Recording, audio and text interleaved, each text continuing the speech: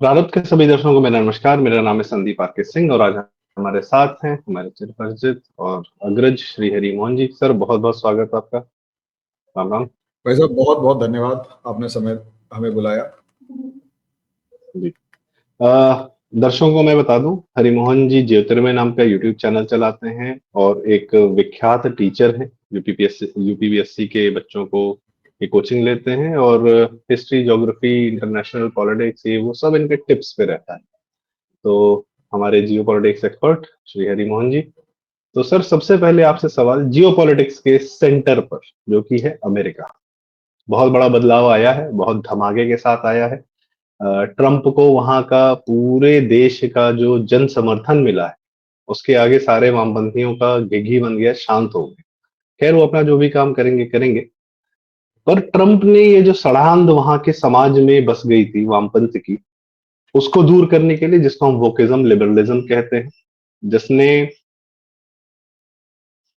सिर्फ और सिर्फ अपने भ्रष्टाचार को कायम करने के लिए, अपनी सत्ता को बनाए रखने के लिए बाहर से मतलब बस वो लोग बुलाते जा रहे थे, इमिग्रेंट्स बुलाते जा रहे थे, ताकि इमिग्रेंट जो है आम जनता के वोट को काउंटर कर सके। और उसके लिए उन्होंने बहुत बहुत तरीके इजाद किए, मैं हम और आप आगे चर्चा करेंगे। पर उनकी सारी ये बातें और जो है सफल नहीं हो पाई। ट्रंप ने इसी को सबसे पहले, जैसे अमेरिका का धाक जो रहती है वो विश्व पॉलिटिक्स पर रहती है कि वो विश्व में क्या करेगा, कैसे करेगा। अभी ट्रंप ने कहा है सारा फोकस मेरा इंटरनल है अभी। तो जिस प्रकार के लोग ट्रंप चुन रहे हैं अपनी मिनिस्ट्रीज में, अपने यहाँ के एडमिनिस्ट्रेशन को चलाने के लिए, वो एक एक नाम भी ट्रंप से कम नहीं है। तो सर, जरा हम चाहेंगे कि आप हमें उन नामों के बारे में बताएं, उन पोजीशंस के बारे में बताएं। और अभी ट्रंप प्रेसिडेंट की शपथ नहीं ली है उन्होंने, लेकिन अभी से इतना ज्यादा क्यों एग्रेसिव तरीके से वो अपना, जैसे उनका भी एक बुलडोजर वाला रूप देखने को दिख रहा है कि वो सबको ध्वस्त करने पे आ गए हैं। तो सर, इतना एग्रेसिव क्यों है और किन लोगों को चुन रहे हैं अपने हथियार के लिए? जो हरिमोहन सर। संदीप जी, बहुत बहुत शुक्रिया। एक अगर मामला याद करें, अभी थोड़े दिन पहले खबर आई थी कि न्यूयॉर्क के मेयर ने इमिग्रेंट्स को फ्री फूड कूपन्स और दूसरी चीजें देने से साफ मना कर दिया, इलीगल इमिग्रेंट्स को। अब सवाल यहां पर अब बहुत ज्यादा नहीं उठा, क्योंकि ट्रंप के आने का शोर ही इतना जबरदस्त है और घबराहट इतनी जबरदस्त है कि इतना बड़ा मामला दब गया। और ये सिर्फ यहां नहीं है, इटली के अंदर भी जिस तरीके से अंकोला, क्या कंट्री का नाम मेरे ध्यान से स्किप कर रहा है, उस कंट्री के अंदर जो इलीगल माइग्रेंट्स को भेजने का मामला था, उसमें जो हाई कोर्ट ने, वहां के जो जजेस ने ये साफ कहा कि नहीं भाई, ये नहीं आएंगे या इनको नहीं ऐसे एक्सपोर्ट किया जा सकता या एक्स्ट्राडाइट नहीं है, मतलब इनको भेजा नहीं जा सकता, डिपोर्ट नहीं किया जा सकता। तो वहां पर ट्रंप और इटली का जो लिबरल समाज है वो आपस में भिड़ चुके हैं। इसी तरीके से अगर आप देखोगे तो जर्मन पॉलिसी है, उसके अंदर भी मामला इसी तरीके का डिवाइड होता हुआ नजर आ रहा है, जिसके अंदर एक वोकिज्म वो वाला है जो जरा जरा सी बात के ऊपर सड़क पे उतर के प्रोटेस्ट करने में ज्यादा भरोसा करता है। उसे सिस्टम क्या है, आगे इम्पैक्ट क्या होगा, इससे कोई मतलब नहीं है। उसको लगता है कि उसने पॉसिबली 4 लाइनें पढ़ रखी है, हो सकता है वो भी ना पढ़ रखी हो। अनपढ़ बेवकूफों का एक रेला जो है सड़क पे 2 मिनट में खड़ा होकर आ जाता है, आके खड़ा हो जाता है और ये कहता है जो हम कह रहे हैं वो करो, वरना हम नहीं मानते। ये नेचर आपने इंडिया में भी खूब देखा होगा। शाहीन बाग के अंदर जब 4 दादियां, बिल्कुल अनपढ़ दादियां थी और उनके पीछे हजारों लाखों की बुर्का क्लैड खड़ी हो गई आकर, और वो कहती है हमारी बात मानो वरना हम नहीं चलने देंगे। और सरकार को घुटनों पर लाने के लिए यही वो किस्म है। किसानों का आंदोलन अगर आप देख लोगे तो किसानों के अंदर जो आड़तीये थे वो किसानों की के पीछे आकर खड़े हो गए और साफ कहते भाई, मैं तो सीधी सी बात ये है, या तो एक कानून वापस करो वरना हम नहीं जाते। आज भी वो किसान बैठे। पहलवानों के मामले में अगर आप देखेंगे तो भी एग्जैक्टली यही चीज अमेरिका के अंदर भी 2019 से पहले शुरू हो चुकी। आज मुझे पता नहीं क्यों लगता है कि कोरोना के मामले में भी कहीं ना कहीं ये एक खेल रचा गया था। कोरोना महामारी जब आई तो असलियत में बहुत सारे काम डीप स्टेट के एकदम से हो गए। पॉसिबली उसके अंदर मैं अभी उस पर नहीं जा रहा, लेकिन इतना जानता हूं कि उसमें एक इम्पैक्ट कोरोना आने का ये था कि जैसे ही कोरोना वायरस आया, जैसे ही कोरोना की बीमारी फैली, उसकी वजह से वो अमेरिका में भी पहुंची और अमेरिका के अंदर भी कोरोना होने लगा। तो ट्रंप ने एकदम से कहा कि यार ये निमोनिया ही तो है, क्यों दुखी हो रहे हो। यहां तक कि इनका एक जो टॉम होमन है, अगर मैं नहीं मार्को रूबियो है, ये मार्को रूबियो खुले तौर पर कहता है कि भाई देखो सीधी सी बात ये है, मास्क पहनने की कोई जरूरत नहीं है। जो मैं ठीक है तुम घूमो आराम से, जो खांसी जुकाम है, जिसने मरना है वो वैसे भी मरेगा, क्योंकि 1.5 लाख बंदा हर साल निमोनिया से मरता है। ठीक है, वो थोड़ी सी फ्रीक्वेंसी बढ़ जाएगी क्योंकि नया वायरस है, बाकी सबकी बॉडी जो है एडजस्ट कर जाएगी, काम खत्म। ये चीज लोगों के दिमाग में फैलाई गई और कहीं ना कहीं एक वेपन की तरह इस कोरोना वायरस को यूज किया गया। एक वेपन जो दूसरा यूज किया गया वो था सोशल मीडिया।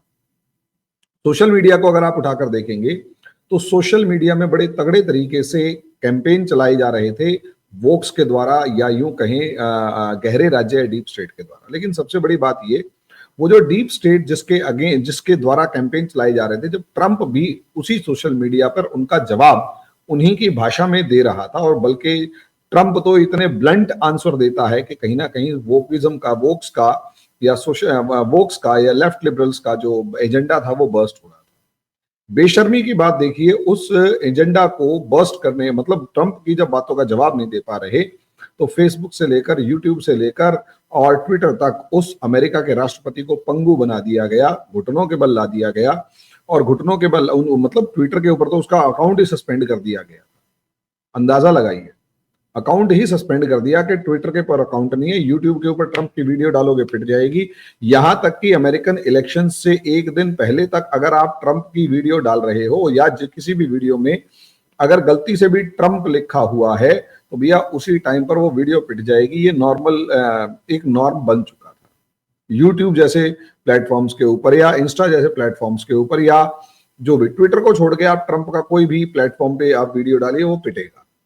उसके पीछे के लॉजिक सिंपल से थे, वो लॉजिक यही थे उसके पीछे के कि अल्टीमेटली हमें समझना होगा कि ट्रंप जो है उसका एक अलग ही लड़ाई है, उस पर भी हम आते हैं। वहीं पिछले 2020 के अंदर जो इलेक्शंस हुए थे, उन इलेक्शंस को अगर आप देखते हैं तो वहां पर जो गवर्नमेंट ऑफिसर्स थे उन्होंने भी एक घटिया रोल, अल्ट्रा लेवल का घटिया रोल प्ले किया। वोटिंग के मामले में इधर से उधर करना, और उसके बाद वोटिंग के साथ साथ कहीं ना कहीं लोगों को समझाना, क्योंकि पेपर बैलेट होता है, पेपर बैलेट के अंदर बहुत सारी शिकायतें ऐसी आ रही थी कि भाई जो गवर्नमेंट ऑफिसर्स थे उन्होंने भी कहीं ना कहीं बाइडन का साथ दिया था और कैसे भी करके उसे जिताने की पूरी कोशिश करी थी। अभी इस पे हम डिस्कस करेंगे आगे, लेकिन इसका एक नेक्स्ट लेवल ये था कि जब ये सारे काम चल रहे थे, सारे काम हो रहे थे, तो ऐसे में ट्रंप हार जाता है। मजे की बात ये, तब भी ट्रंप के पास नंबर ऑफ वोट्स ज्यादा थे, बस कुछ स्टेट्स में, 2 स्टेट्स में कुछ मार्जिन से ट्रंप जो है वो पीछे रह गया, 3 स्टेट्स में, जिसकी वजह से ट्रंप जो है वो जो कुछ मार्जिन था टोटल वोट्स की जगह जो उस पर्टिकुलर स्टेट की वोट्स था, उसकी वजह से उन पर्टिकुलर 2 या 3 स्टेट्स के सारे स्विंग स्टेट्स के वोट्स जो थे वो बाइडन को मिल गए, और बाइडन जो है 31 वोट्स ज्यादा लेकर आए और उसकी सरकार वो प्रेसिडेंट बन गया। अब यहां अगर आप देखते हैं तो ये जो हम आज एडमिनिस्ट्रेशन देख रहे हैं जिसके अंदर अलग अलग चेहरे दिखाई दे रहे हैं, उसमें सबसे मेन चेहरा अगर आप देखते हैं टॉम होमन से लेकर मार्को रूबियो से लेकर माइक वॉल्स से लेकर क्रिस्टी नियोम से लेकर एलन मस्क, विवेक रामास्वामी से लेकर निकी हेली से लेकर बहुतों के नाम आ रहे हैं, उछल रहे हैं, बहुतों को डिक्लेयर भी कर दिया है। मैं अगर सब पे डिस्कशन करूंगा तो मुझे लगता है हमारे पास बहुत ज्यादा टाइम खर्च हो जाएगा। मैं 2-3 का डिस्कशन करता हूं। सबसे पहले अगर हम देखें तो अच्छा ये जो आज हो रहा है इसकी तैयारी एग्जैक्टली उस दिन से हो गई थी, बहुत साल पहले, मतलब 2021 के आसपास से ही शुरू हो गई थी, 21-22 में। यानी कोरोना की लहर कम होने लगी और इसकी तैयारी शुरू हो गई। और उस तैयारी का पहला स्टेप ये था कि धीरे धीरे ट्विटर के पीछे बैकडोर से ट्विटर के जितने भी शेयर्स थे वो सारे खरीदे जाने लगे, और वो सारे ट्विटर के बैकडोर के शेयर्स जो थे वो एलन मस्क ने खरीदे। भैया पहला ये स्टेप था ट्रंप का डीप स्टेट के अगेंस्ट, कि तुम लोगों ने मेरा जो मेरा पूरे का पूरा कैंपेन जो था वो बंद करवा दिया, मुझे पंगु बना दिया, लेकिन इस बार उस सोशल मीडिया को अपने हाथ से नहीं जाने देंगे। और उसका मतलब ये था कि ट्विटर जैसे अकाउंट को एलन मस्क ने खरीदा। अब सवाल ये है, वही एलन मस्क का इंटरेस्ट क्या है। देखिए यहाँ एलन मस्क का और कोई इंटरेस्ट है या नहीं है, इमोशनल इंटरेस्ट जरूर मिलेगा, जिसमें एलन मस्क का बेटा जब स्कूल गया हुआ था, तो स्कूल जाता था, तो स्कूल के अंदर उससे पूछा गया कि बेटा आप कैसा फील करते हो, तो उसे पहले समझाया गया कि लड़का है तो लड़की फील कर रहे हो, और उसको समझाया गया कि आप एक गलत बॉडी में आ गए हो, भगवान ने आपके साथ नाइंसाफी कर दी, तुम इसे सही करो और सही बॉडी में जाओ।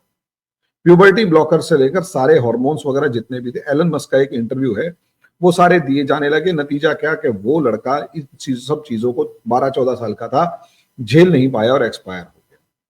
ट्रंप को ये इमोशनल नफरत है वोकिज्म से, ये इमोशनल नफरत है इस डीप स्टेट से, फार्मास्यूटिकल इंडस्ट्री से। सोचकर देखिए, फार्मास्यूटिकल इंडस्ट्री की इस लेवल की नफरत जो है कि भाई सीधी सी बात है, ये तो हमारी दुनिया के लिए खतरा है, तो हम इस चीज को झेल लेंगे नहीं, मतलब इस चीज को बहुत ज्यादा बर्दाश्त नहीं करेंगे। ट्रंप उस डीप स्टेट ग्रुप से बाहर निकलता है, और एलन मस्क बाहर निकलता है और ट्रंप के ग्रुप में आकर खड़ा होता है। सबसे पहली स्टेप वो निकल के आती है ट्विटर को खरीदना। ट्रंप आज जो जीता है उसका सबसे मेन पार्ट यही है कि उस ट्विटर के ऊपर ट्रंप ने अपना कैंपेन चलाया। यूट्यूब से लेकर बाकी जो भी मीडिया था वो काम नहीं कर रहा था ट्रंप के मामले में, या ट्रंप का नाम लिखते ही वो सब डूब रहा था। केवल और केवल ट्विटर ऐसा था जो ट्रंप को प्रमोट कर रहा था, और ट्रंप जैसे ही प्रमोट हो रहा था, भैया इसका नेक्स्ट लेवल आप समझिए। अब ट्रंप राष्ट्रपति बन गया। ट्रंप एक बात जानता है कि अगर इस वोक की कमर नहीं तोड़ी, याद कीजिए मोदी जी ने भी कहा था इस इकोसिस्टम को तो मैं बताऊंगा। जो लड़ाई आज तक ढकी छिपी थी, शांत थी, चुपचाप थी, और कहीं ना कहीं ये दुनिया के जो नेशनलिस्ट थे वो एक साथ एक प्लेटफॉर्म पर आकर खड़े नहीं हुए थे, और वो सारे के सारे कहीं ना कहीं अलग अलग लेवल पर काम कर रहे थे, और इस डीप स्टेट को बहुत ज्यादा परेशान नहीं कर रहे थे, या डीप स्टेट्स के सामने लड़ने की बात भी नहीं सोच रहे थे। अगर आप ट्रेंड्स को उठाकर देखेंगे इस टाइम के, तो एक तरफ जॉर्जिया मेलोनी भी कहीं ना कहीं डीप स्टेट को इनडायरेक्टली गालियां बकती हुई नजर आती है। जर्मनी के अंदर भी जो गवर्नमेंट आ रही है, इस टाइम गवर्नमेंट गिर चुकी है, क्योंकि वहां पर भी पता लग गया कि जो प्रेत राज्य है ये कमजोर होता जा रहा है। ग्रेट विल्डर्स खुले तौर पर गालियां बक रहे हैं। ब्रिटेन के अंदर एक ऐसी पावर खड़ी हो चुकी है। मैरी पेन, फ्रांस की जो लीडर ऑफ अपोजिशन इस टाइम पर भी है, वो भी कहीं ना कहीं ताकतवर तरीके से आगे बढ़ रही है, और उसका भी मास बेस बढ़ रहा है। लेकिन हमारे लिए सबसे ज्यादा इंपॉर्टेंट है ट्रंप ने भी डीप स्टेट के अगेंस्ट एक तरीके का वॉर, एक तरीके की लड़ाई शुरू कर रखी है, और कैसे भी करके इस लड़ाई को वो जीतने में लगा हुआ है। इसी को ध्यान में देखते हुए मुझे 4 मंत्रालय सबसे ज्यादा इंपॉर्टेंट दिखाई दिए, जो कि मुझे ऐसा लगता है कि कहीं ना कहीं इस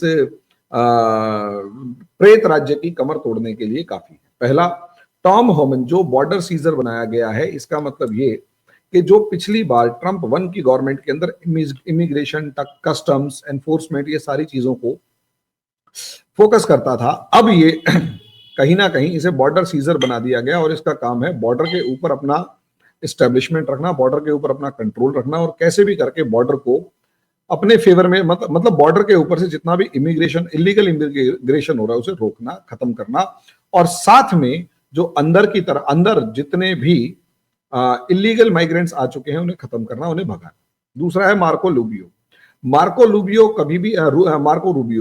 रूबियो बहुत चर्चा में आया, क्योंकि ये शुरू से हमेशा से ये चाइना, ईरान और क्यूबा के मामले में बहुत ज्यादा एग्रेसिव रहा है, और चाइना और ईरान और क्यूबा को तो कभी पसंद करता ही नहीं है। इसके पाकिस्तान के मामले में भी अच्छे विचार नहीं है। लेकिन हम जो चीज भूल रहे हैं, हम कैबिनेट पे तो फोकस कर रहे हैं, लेकिन ट्रंप का बेटा सबसे पहले हिंदू मंदिर जाता है और माथा टेकता है, हम उस चीज को नोटिस नहीं कर रहे हैं। खैर, वो चीज समझिए कि वो चीज साफ तौर पर दिखाई दे रही है कि इंडिया एक इंपॉर्टेंट कंट्री बन चुका है अमेरिका के लिए। आगे Mike Waltz, national security adviser, ये भी माइंडसेट से पूरा एंटी चाइना है। Kristi Noem, homeland security secretary जो है, इसका काम भी FBI से लेकर IB जैसी ऑर्गेनाइजेशंस के ऊपर करना है, और सबसे बड़ी बात है उस पर लगाम लगाने की कोशिश कर रही है, और ये शुरू से इनके अंदर काम करती रही है।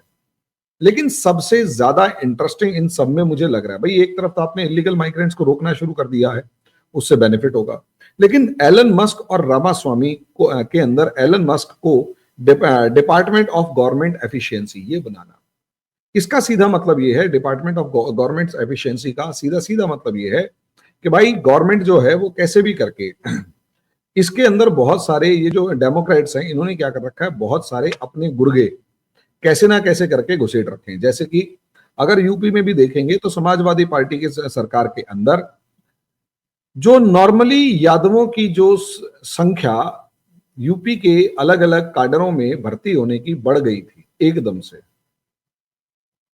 वही चीज वहां पर है। अब आप देखो योगी मतलब यादवों के अलग अलग पोस्ट्स के ऊपर एकदम से संख्या बढ़ जाने से हुआ क्या, और वो भी तब जब, वो भी उस टाइम पर जब अखिलेश यादव की सरकार थी। तो मेरा ऐसा मानना है कि उस टाइम पर एक खेल हो गया, और वो योगी जी आज तक उस सिचुएशन से झूल रहे हैं। क्या कि भैया आप सोचकर देखो, एक आदमी जो है वो अखिलेश यादव या मुलायम सिंह यादव की सिफारिश के ऊपर लगा है या उनकी कृपा से लगा है, तो वो पूरी जिंदगी के लिए चाहे कुछ हो जाएगा, वो अखिलेश यादव और मुलायम सिंह यादव का लॉयल रहेगा। लॉयल रहेगा तो जो भी पश्चिमी यूपी के अंदर जो आजकल शिकायतें कई सारी सुनने को आ रही हैं कि थाने के अंदर आज भी ऐसा ही माहौल है जैसे समाजवादी पार्टी के टाइम पर था, क्यों ना हो, क्योंकि ये जितने भी दारोगा वगैरह उस टाइम पर लगे थे, एसआई वगैरह लगे थे, वो सारे के सारे योगी सॉरी अखिलेश यादव ने अपनी एक पर्टिकुलर कास्ट के भर्ती कर दिए, जिसकी वजह से क्या था, उनको हटा पाना अब मुश्किल है, नामुमकिन है। अब वो कई बार क्या होता है, अभी ये डायलॉग आता है कि सरकार उनकी है पर सिस्टम हमारा है। हाँ, ये जो सरकार उनकी है और सिस्टम हमारा है, वो डायलॉग वही है। और इसका असर क्या होता है कि कोई भी पॉलिसी इंप्लीमेंट करनी होगी वो नहीं हो पाएगी, कोई भी मतलब कैंपेन चलाना होगा वो नहीं चला पाएंगे, कोई भी काम होगा वो नहीं करेंगे, और आम जनता के सामने जानबूझकर ऐसे ऐसे काम करेंगे जिसकी वजह से आम जनता को योगी से नफरत हो जाए, गुस्सा आ जाए। यही तो पार्ट है कि सिस्टम हमारा है, सरकार उनकी हुई तो क्या हुआ। अल्टीमेटली ये जो डायलॉग है कि सिस्टम हमारा है, वो अलग अलग पोस्ट के ऊपर उन्हीं के लोग, उन्हीं की आइडियोलॉजी को सपोर्ट करने वाले लोग और उन्हीं की सिफारिश से बैठे हुए लोग नॉर्मली अगर मिलने शुरू हो जाए तो वो सिस्टम क्रिएट कर देता है। बहुत से लोग कहते हैं कि मोदी जी ने वहां पर इलेक्शन नहीं करवाए। असलियत में इलेक्शन 5 साल तक कश्मीर में इसलिए नहीं करवाए क्योंकि वहां इलेक्शन करवाने से पहले उस इकोसिस्टम को तोड़ना था। और प्रॉब्लम यही है कि 5 साल बड़ी मेहनत करने के बाद इकोसिस्टम कमजोर तो हुआ, खत्म नहीं। आज हालात ये हैं इकोसिस्टम कमजोर होने के, खत्म ना होने के, कि आप देखिए उमर अब्दुल्ला उतनी ही मेजोरिटी, बल्कि बहुत जबरदस्त मेजोरिटी के आसपास जो है वो पहुंच चुका है। जी जी। वही चीज मुझे लगता है एलन मस्क को अपॉइंट किया गया है कि तू इमोशनली जला हुआ भी है, प्रॉब्लम भी रही है तेरे साथ, तो तू एक काम कर, तू डिपार्टमेंट ऑफ गवर्नमेंट एफिशिएंसी को ज्वाइन कीजिए। क्या एफिशिएंट है, प्रोडक्टिव है, एफिशिएंट है बंदा, तो सीधी सी बात यह है अगर उसको दे दिया गया और प्राइवेट एंटरप्रेन्योरशिप में है, तो एक तरफ तो ये कह रहा है कि भैया देखो सीधी सी बात है, वेस्टफुल एक्सपेंडिचर जो उसे कट किया जाएगा, क्योंकि अमेरिका में पेंशन वेंशन का कोई सिस्टम नहीं है, आप प्राइवेट कंपनी को दे दो, वही हैंडल करेगी। ठीक है, अब वेस्टफुल का मतलब भैया देखो मेरे मेरे हिसाब से तो यहाँ पर ये है कि बहुत सारा एक्सपेंडिचर ऐसा हो रहा है जो वेस्टफुल है, यानी कि फोकस किया जा रहा है उन लोगों के ऊपर जो सरकार के अंदर बैठे हुए हैं, सरकार के तनख्वाह ले रहे हैं, सरकार का काम करने की जगह वो डेमोक्रेट्स का काम कर रहे हैं, और पॉसिबली ट्रंप को ये चीज समझ में आ गई है। मुझे ऐसा लगता है कि यहाँ पर गवर्नमेंट को ऊपर से नीचे तक फिल्टर करने के लिए ये खेल किया गया या डिक्लेयर किया गया कि एक काम करो भाई, इनको फटाफट से हटाओ। तो हटाने के लिए क्या किया, मतलब परमानेंट वाली सिचुएशन नहीं होती, तो हटाने के लिए क्या किया जाएगा, एलन मस्क जैसे एफिशिएंट बंदे को रखा गया, वो क्या करेगा, वो डाटा को कलेक्ट करेगा, जो भी ऑफिसर्स हैं और जिस तरीके से भी वो काम कर रहे हैं, अगर वो टिपिकली एंटी गवर्नमेंट या एंटी ट्रंप हैं, तो इसका सीधा मतलब ये है कि उनको या तो कहा जाएगा कि मान जाओ, वरना आप अपने घर जाओ।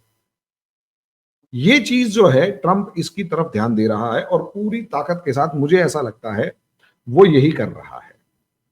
अब बाकी तो देखो सीधी सी बात है, अपने अपने इंटरप्रिटेशन है और समय के हिसाब से है, लेकिन मुझे ऐसा लगता है कि अब 2029-28 के अंदर ट्रंप दोबारा इलेक्शन में जाएंगे। ट्रंप नहीं तो ट्रंप की पार्टी का कोई बंदा, यानी रिपब्लिकन पार्टी का कोई बंदा जाएगा, तो उसको कम से कम कैंपेन से लेकर ग्राउंड लेवल पर ऑफिसर से लेकर बहुत सारे ऑफिसर से प्रॉब्लम फेस ना करनी पड़े, और वो सीधा एक कंफर्टेबल जोन के अंदर आगे काम कर पाए। देखिए इसमें कोई दो राय नहीं है, लेवल प्लेइंग फील्ड हो, लेवल प्लेइंग फील्ड हो, बराबर हो सबके लिए, लेवल प्लेइंग फील्ड क्रिएट करने की कोशिश की जा रही है। और इसीलिए अगर आप देखेंगे तो साफ तौर पर एफिशिएंट गवर्नमेंट के बारे में डायलॉग बोला जा रहा है, शोर मचाया जा रहा है। जी जी।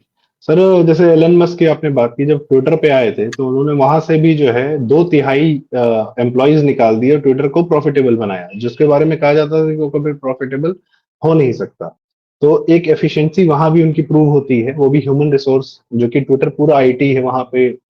स्पेस टेक्नोलॉजी या टेस्ला टाइप का कोई बहुत ज्यादा वो नहीं है, इलेक्ट्रिकल या मतलब बहुत हार्डकोर साइंस नहीं है वहां पे, पर प्योर आईटी बेस्ड वहां पे ह्यूमन रिसोर्स, वहां पे उन्होंने ठीक किया।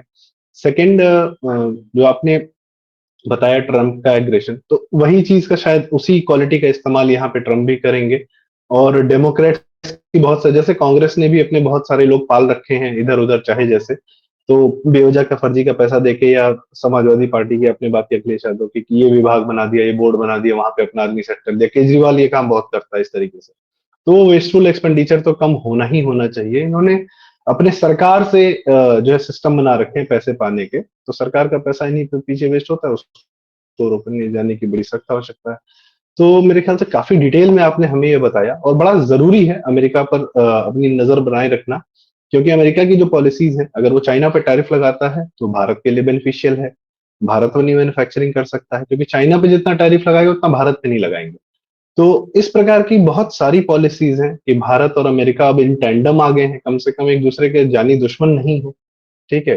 तुलसी गबार्ड जी को नेशनल डायरेक्टर ऑफ इंटेलिजेंस बनाया है। हम सब जानते हैं कि तुलसी गबार्ड जी प्रो हिंदू और पूरी तरीके से समर्पित सनातनी है, और मतलब संयत है, सही है। अब आगे देखते हैं क्या होता है, जैसा आपने कहा समय बताएगा, देखते हैं क्या होता है। तो सर हनुमान जी, बहुत बहुत धन्यवाद, आपने हमें डिटेल में बताया। कोई आखिरी क्लोजिंग कमेंट आप देना चाहें, उसके बाद हम इस चर्चा का समापन क्लोजिंग करेंगे। कमेंट ये है, अगले 5 साल तक ये लड़ाई लंबी चलने वाली है, तगड़ी। और हमारे को जी। रोज कुछ ना कुछ यहाँ पर आउटकम मिलते चले जाएंगे। 20 तारीख तक तो ये एक तरीके का ट्रेलर दिखाई दे रहा है। असली लड़ाई जी। उससे आगे शुरू होने वाली है और जबरदस्त लेवल पर जाएगी ये लड़ाई। देखते हैं जी। कितने लेवल पर जाएगी, लेकिन जाएगी जरूर। जी। जी। तो बहुत बहुत धन्यवाद हरिमोहन जी, आपने बताया नजर बनाए रखने की जरूरत है, इसलिए हमारा रिक्वेस्ट, कृपया आप हरिमोहन जी का चैनल ज्योतिर्मय और हमारा चैनल प्रारंभ सब्सक्राइब करें, क्योंकि दुनिया पर जो भी होगा वो हम हरिमोहन जी के माध्यम से आपके सामने लाते रहेंगे। वीडियो लाइक करें, शेयर करें, बड़ी जरूरी बातें हैं जो यहाँ हो रही हैं। तो इसके साथ नमस्कार, प्रणाम, राम राम।